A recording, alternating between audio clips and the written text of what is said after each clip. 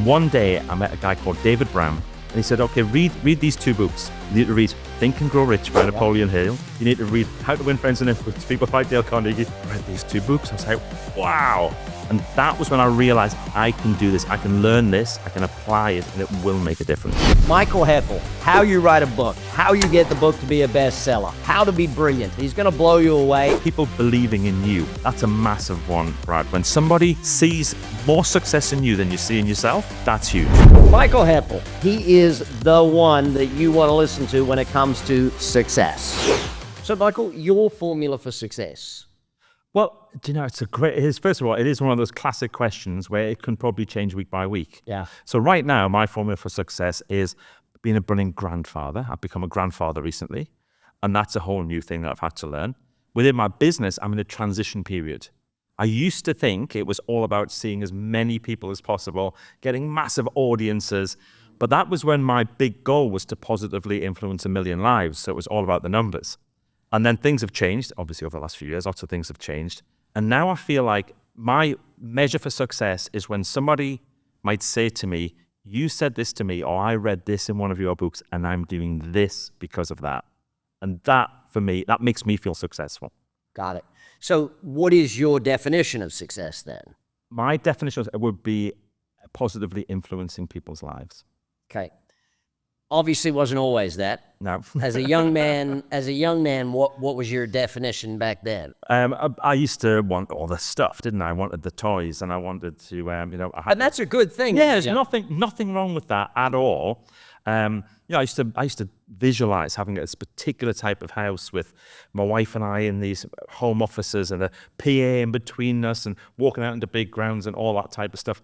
And I'm very fortunate I have a version of that now, which is absolutely fine, because I also have this belief how much is enough, and you can create a lot of problems for yourself if you overwant stuff. Yeah. And the want becomes more important than what you're actually providing for people. Yeah. So hang on, let's delve into that for a second. Yeah. That's really important. When the want becomes more important than what you're actually providing people. Yeah. Explain that.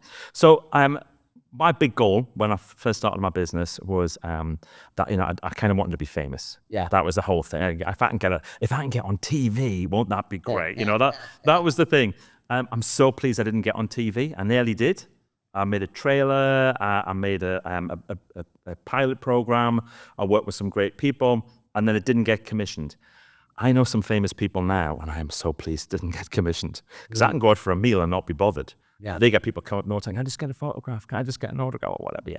So that's changed over time. And I love the fact now that I'm very comfortable in my own skin. And when I look back at that person who I was, it's quite interesting. Now, I think you've changed as well. Do you mind? Well, I mean, we all change, Mike. No, in your measure of success, though. Yeah, look, I think that, and if I ask you this, where did you choose success as your performance standard? That sort of, it didn't matter what you were going for, your performance standard was greater than average. Yeah, that's the thing. I always wanted to provide more. I mean, for me, I'm a total over-provider for service. If I'm doing an event, I'm going to be there first. I'm going to work with a crew. I'm going to do everything that I can. If I'm writing a book, I'm going to go deep into it. I'm going to write a lot more than I need, and I'm going to edit. But isn't that what makes you successful? Maybe a bit of luck as well. I know you create your own luck. Of course, you create your own luck, but I think there's certain things when I look back. Another thing is people believing in you. That's a massive one, Brad. When somebody sees more success in you than you see in yourself, that's huge. That's huge. So what's your theory then on brilliance? Because you talk about not just success, but brilliance. Yes. So brilliant, I mean, it's another word for describing highly successful. I believe that all the rewards are in that last little bit. Right. So doing a good job is no longer good enough. You see people, oh, well done, good job. And then they wonder why their business doesn't work. Yeah. And it's because they were doing a good job, and good isn't good enough. We know some good brands that just don't exist anymore. And more of that is going to happen. I used to do a thing called Rate the Brand when I was doing workshops. And people used to put these amazing brands up, the best brands. You look at those same brands now, just 10 years later, and people aren't mentioning their names. Yeah. 10 years from now, will they even exist? I don't know. Yeah, I mean, the world is changing at a rapid rate, and I think, though, that having a performance standard of success or brilliance, as you term it, having that performance standard is a mark of what makes someone get there. So what's your theory then on those who decide to be at that level versus those who decide to be at good? What's the difference? Well, I think, first of all, a lot of times people are good because they try to be brilliant at too many things. You can't be brilliant at everything. You've got to choose. You've met some extraordinary people. You see the people who are at the top of their game, especially in things like sport. Right? They sacrifice a lot of other stuff. Other things don't happen. So if you say, oh, I want to be brilliant at my business, I want to be brilliant at this, I want to be brilliant at that, I want to be a brilliant dad, I want to be a brilliant partner, I want to be brilliant, all these things, whoa. Choose three. You can be fantastic at lots of things. You can be good at loads of things. But brilliance needs that level of commitment to absolutely laser focus. Dang. Once you said a comment about in sports, there's only one gold medal, but in life, everyone can get the gold medal if they do that. Explain that one to me. So this is this thing where we talk about, give the example of brilliance. I talk about Usain Bolt winning the gold medal at the 2012 Olympics. And the reason I mentioned it, I was there. I managed to get a ticket, couldn't believe it. He did all this stuff in front of me, and everybody remembers that moment. 2 billion people watched that on TV. Damn. Largest sporting audience of all time. Who came second? No idea. The other Jamaican. That's everyone. The other Jamaican. And he got a silver medal in a Lucozade contract. Could kind of, that's a Red Bull contract. Could do with more energy was the message with that. So we look at that and we go, right, okay, that level of brilliance is what people want. In sport, there can only be one. There can only be one Usain Bolt. There's only one gold medal. In a business, the more people who are brilliant, the more people can be brilliant. It's a complete symbiotic relationship. It's the higher the tide, all ships rise. If you have a restaurant, if you've got a brilliant chef, but the front of house people are crap, then you don't have a business. If you have a brilliant chef who's encouraging brilliant front of house people, whoosh, away it goes. A brilliant pot washer. The best restaurant that I've ever been to, the pot washer has been there since day one. And when they got their 3rd Michelin star, he was front and center of all the photographs because he's a brilliant pot washer. And the chefs can't do what they need to do unless he's putting everything through his system, in and out the machines, up on there. It goes to the exact right place on the right shelf. He's brilliant. People want to headhunt him. People want to pay him 50 grand to be a pot washer in their restaurant. He's not going anywhere. So if you go back in time, where do you feel you as a man or as a young boy chose success? Like, what time did you say, I am going to be successful? Was there a moment? Was it a family thing, or was it just the way you're raised? How did that work? So I did the classic thing. I left school 16, classic entrepreneur, no qualifications, blah, blah, blah, boring. Everybody does that. I started to work for my dad as a roofer. My dad was a brilliant roofer. Now, this is an interesting thing. My first experience of brilliance was with my dad and his business. He trained the British roofing team who won the world championships. He wrote the manuals for the roofing companies on how to fix their slates. He was the guy who the consultants came to see to do consultancy work. He was brilliant. I was so close I didn't realize at the time. I realized it more since he's passed, actually, which is quite interesting. When I left there to go and do youth work and then become a fundraiser, I kind of thought there's some people who are really good at this. I'm going to ask them how they did it. That's my secret. I'm going to find out from other people by asking lots of questions. And one day I met a guy called David Brown, the guy who invented the Caterpillar, the big split axle trucks. Oh, yeah. He invented that. He's a phenomenal guy. I got a donation from him for £250,000. When you're a fundraiser, that's a good day's work. Yeah. And then I started asking all the questions. So I'm asking him I'm saying, what about this and what about that? And how do you do this? And what time do you get up? And after about an hour, he said, Michael, you've got your money. We've been sat here for an hour. It's getting dark. Before you go, I want to ask you 2 questions. I was like, yeah, sure. What are they? First question. What was the last book that you read? I couldn't even remember what it was. And then second question, what was the last course that you went on? I was all set to say it, and he said, that you paid for, not work. That's a good question. The last course that you went on that you paid for, not work. So I said, well, what do I need to do? And he said, okay, read these 2 books. And he said these 2 books, and you'll laugh now, Brad, because he said, you need to read Think and Grow Rich by Napoleon Hill. Never heard of it. You need to read How to Win Friends and Influence People by Dale Carnegie. Never heard of it. Those is I had to go to the bookshop and order them. And they came in a week later. I read these 2 books. I was like, wow. And then I started to go on courses and pay for it myself. And that was when I realized, actually, I can do this. I can learn this. I can apply it, and it will make a difference. Michael Heppell, books. You've written a bunch. What's the difference between a good book and a great book, or a brilliant book in your terminology? Do you know, I write non-fiction books, personal development books and business books. I think that the first mistake people make when they go to write them is they have this weird belief, it'll be the best business card you ever have. That is an absolute myth. Only if the book's really good is it a good business card. Yeah. Because otherwise, imagine you wouldn't hand out a tatty old business card with the wrong number on it. You've got to write a good book. So number 1, make sure you know your stuff. Secondly, put all your best stuff in the book. That's the other mistake people make. People write, I'm writing a business book or I'm writing a personal development book, but I'm not going to put all my good stuff in there because I'm going to use it as a lead magnet and I'm going to attract people and then I'll sell that. Absolute BS.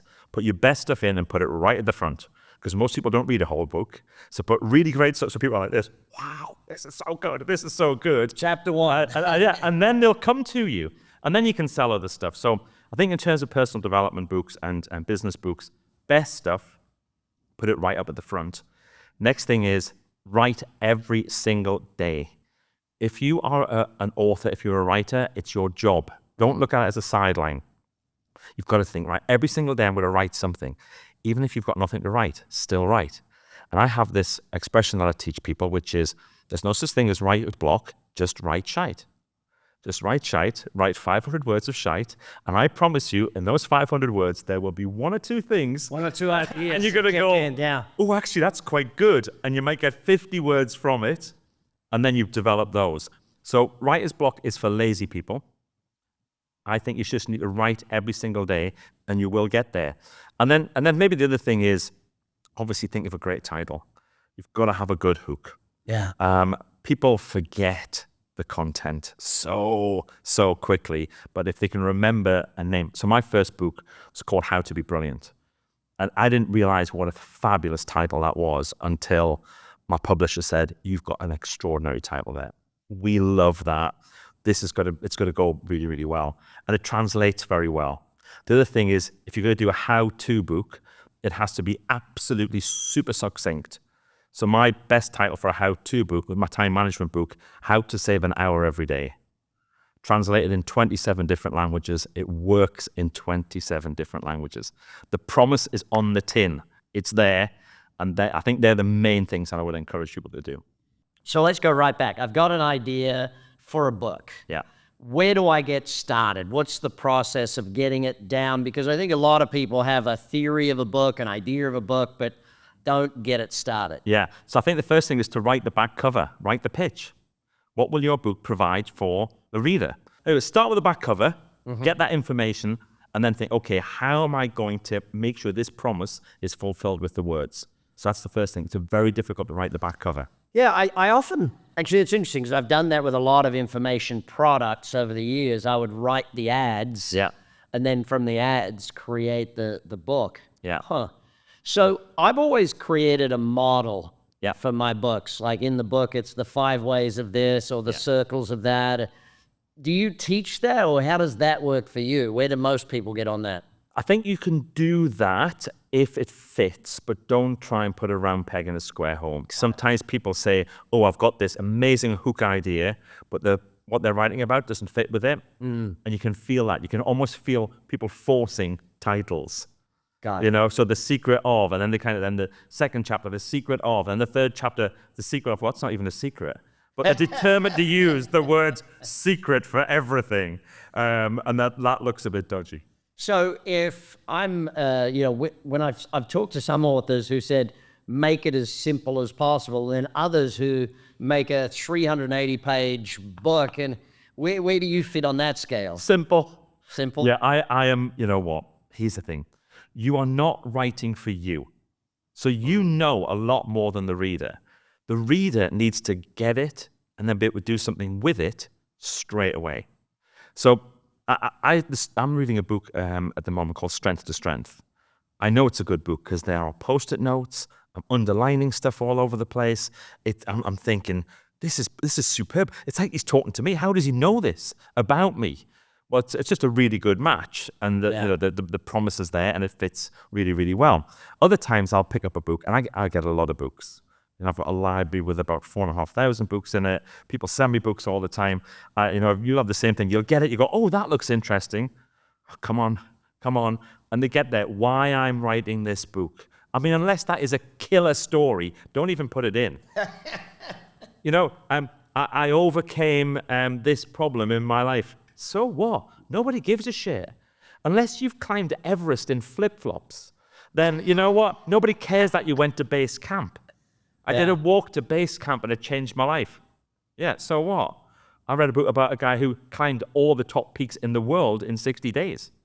I mean, that's interesting. How do you do that? Yeah. So, okay, we've got the idea of the book. We've written the back cover. We now go through.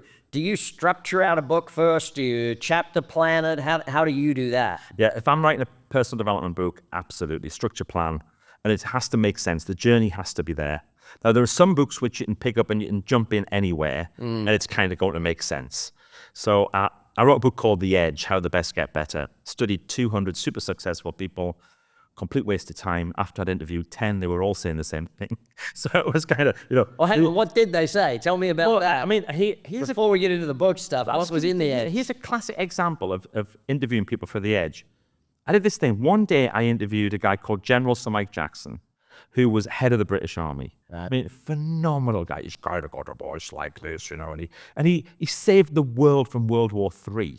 I mean, that's one of his stories. Literally, there could have been a World War III, and he said, I'm not starting World War III for anybody, and averted nuclear war. Good story, right? So I'm meeting him one day. The next day, I met Danny Mayer, the restaurateur, right? Founder of Shake Shack, amazing guy. I've got these notes, and we have a set of questions that we ask somebody.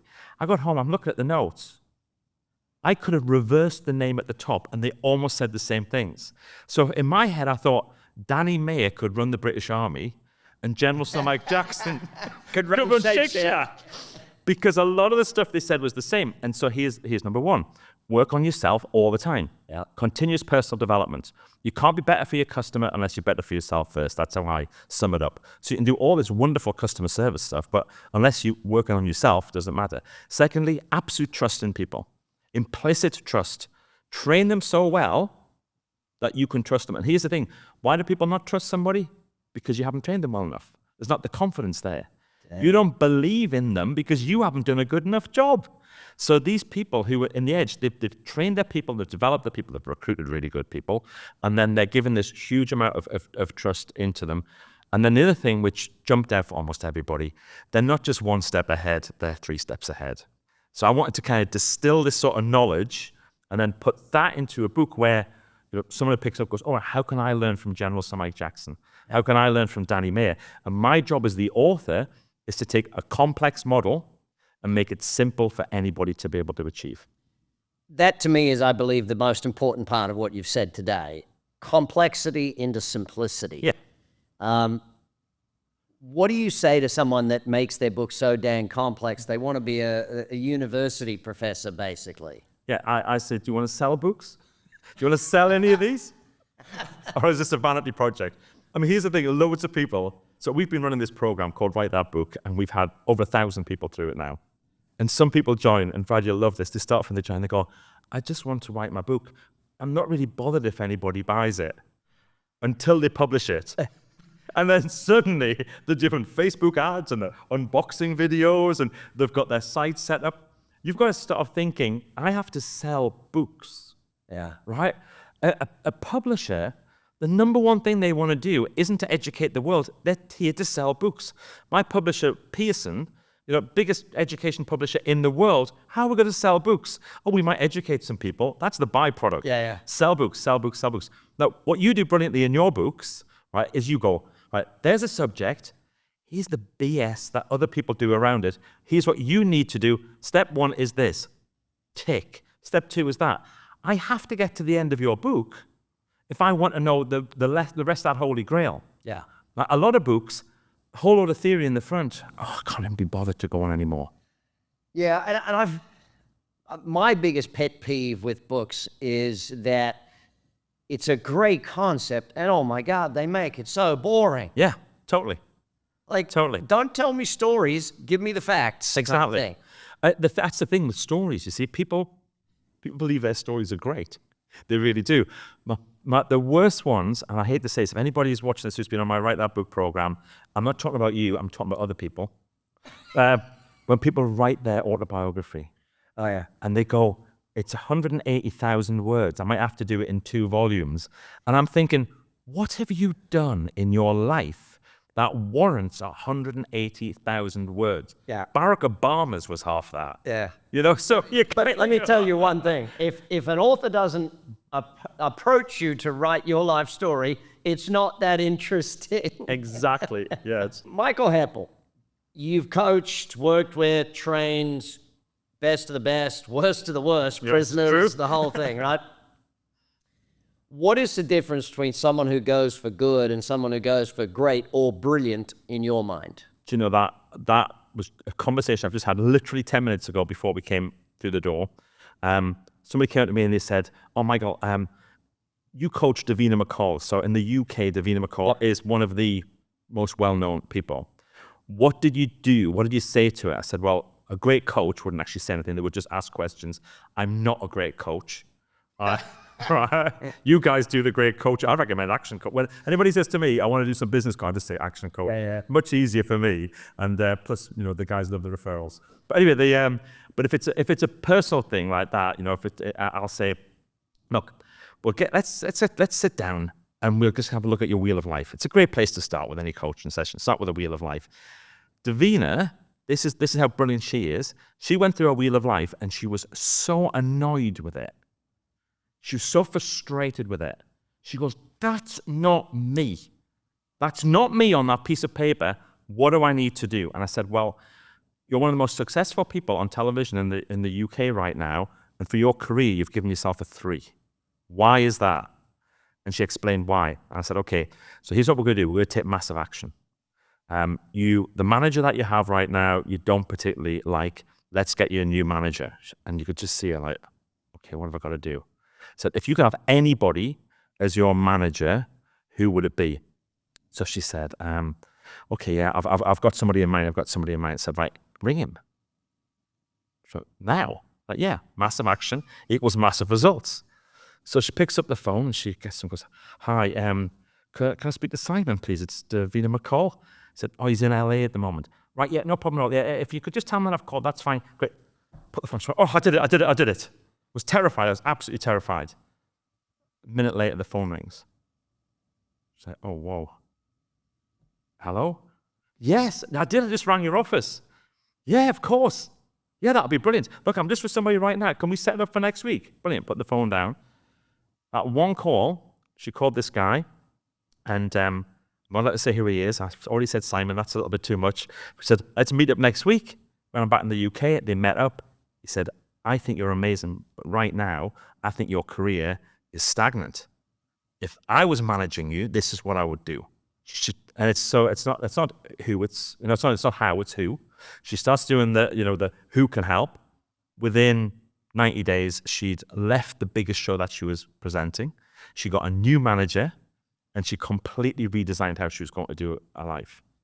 So that, for me, when I look at somebody and I go, that is success, that's amazing. This same person who we're talking about, I was out for a meal with her about a year later, came out of a restaurant in London. There's a guy sat there stinking, filthy. I mean, proper homeless. You know, there's homeless and there's proper homeless. This guy is there. And he went, hi, can I have some money for a place to stay tonight? She went, yeah, no problem. Get something. Where you think they're staying? Or such and such. All right, is Gary still there? Yeah, Gary, he runs the place. Great. Would you say I said hello? Oh, God, you're her. You're Davina. Oh, but can I get an autograph?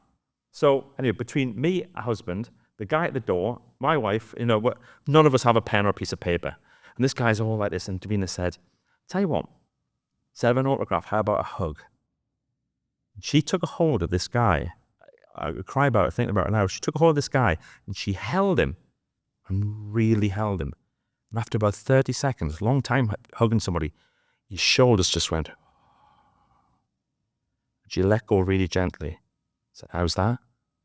He said, better than an autograph. That's success. Well, hey there, and thanks for listening. I've noticed that 78% of you are brand new, which means you haven't hit the subscribe button yet. By subscribing, you help us bring on even better guests, better quality content, and serve you better with even more podcasts. So please hit that subscribe button. It only takes a second. It makes a huge difference.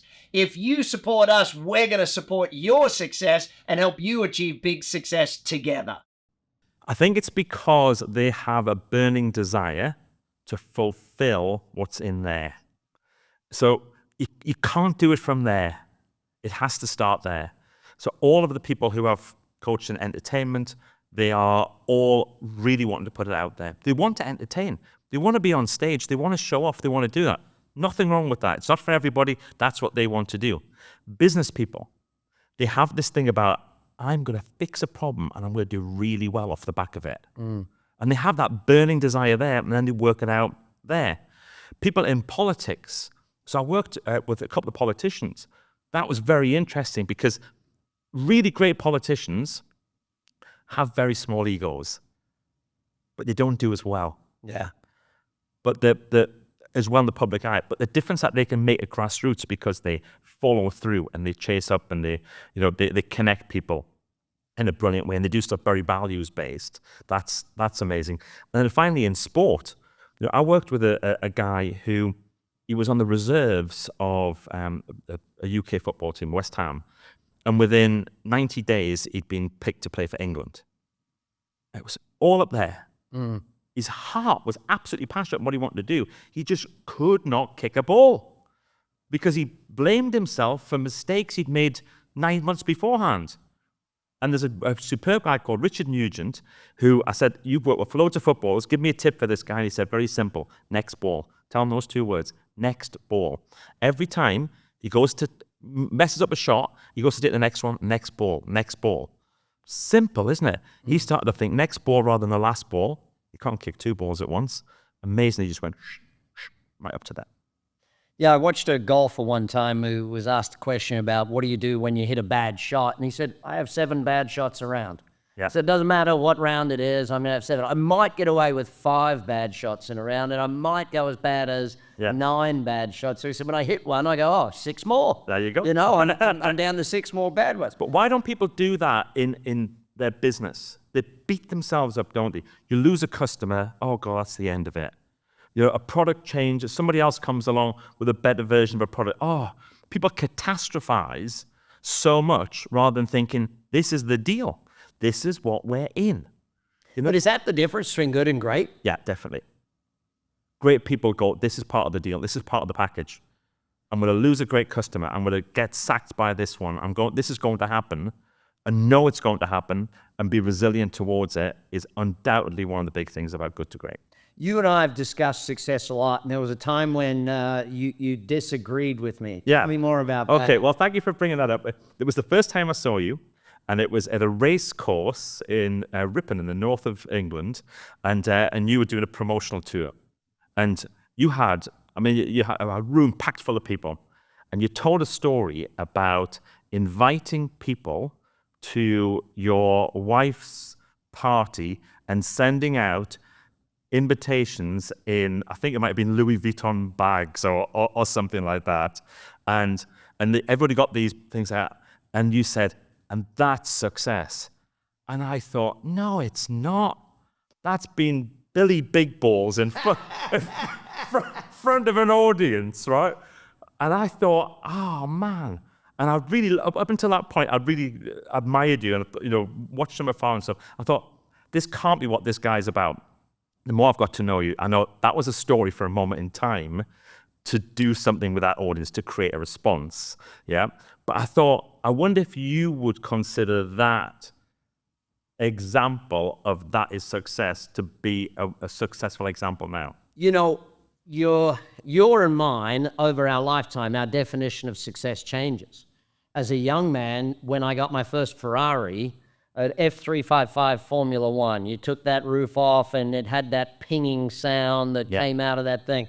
To me, that was the epitome of success. when I bought my first Rolex, to me, that was the epitome of success. I was 22 or 23, whatever it was. And I think that we have to recognize that what we feel is successful at a certain point is very different. Yeah. You know, I have an amazing watch collection, and I wear my Apple Watch every day. I don't, you know, it's like, should I sell these? You know, I don't even, you know, it's like, how many dollars do I have sitting in that safe? Like that sort of thing. But I feel that at the time of me doing that, and at the time of me being able to provide a great celebration of someone in my life, that to me was success. Yeah.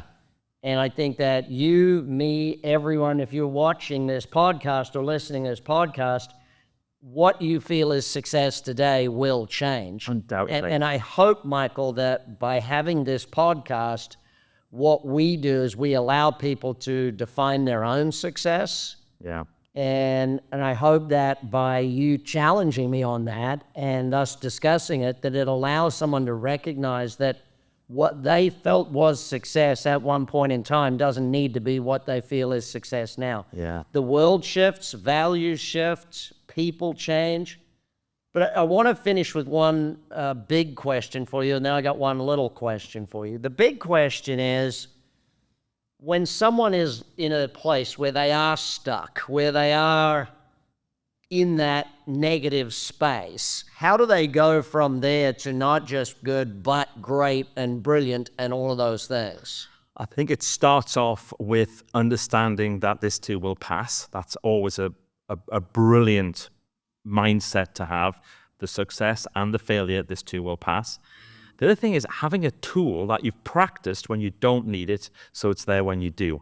So we talked about golf before, you know, people practice the swings, all type of stuff. You don't need that loads, but that one time when you might need that little shot, great.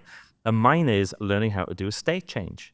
So going, you know, changing, language, focus, physiology, change those three things, and you end up in the right state rather than at right state. But what people do is everyone knows about state change. Oh yeah, I know to do that. They don't practice it. So a situation comes along and things are really low and whatever, and I feel really, really bad. You don't remember to do the state change. Practice doing it when you don't need it, so it's there when you do. Got it. So my thing with people when they're in a bad place is I said, all I want you to do is every day get up at 6 and go exercise. I don't care what the exercise is, go do that. Yeah. And that's my state change for them. Get them moving, get them doing something. And once they're out walking the dog or doing whatever it is, the brain starts kicking in. There's, you know, blood flowing, all of that sort of thing. So my final question for you, what is the best advice or even the best quote you ever got on the subject of success? If you don't love it, don't do it. Who gave you that one? I think I thought of it myself. Why quote? Best quote ever by Michael Heppell, from Michael Heppell. Say it again. If you don't love it, don't do it. Why that one? Because we are around this world once, we get opportunities to do stuff. That doesn't mean they're going to have some times of pain. Of course there are, to get to wherever. But if you're on a job and you're getting up and thinking, I've got to go and do that again, don't. Find something that you love. It might be less money, it might be whatever, but if you don't love it, don't do it. You know, people do things in relationships. They have these relationships which are just awful, but they just keep going because it's kind of, it might just fix. No. If you don't love it, don't do it. Find another way or get out.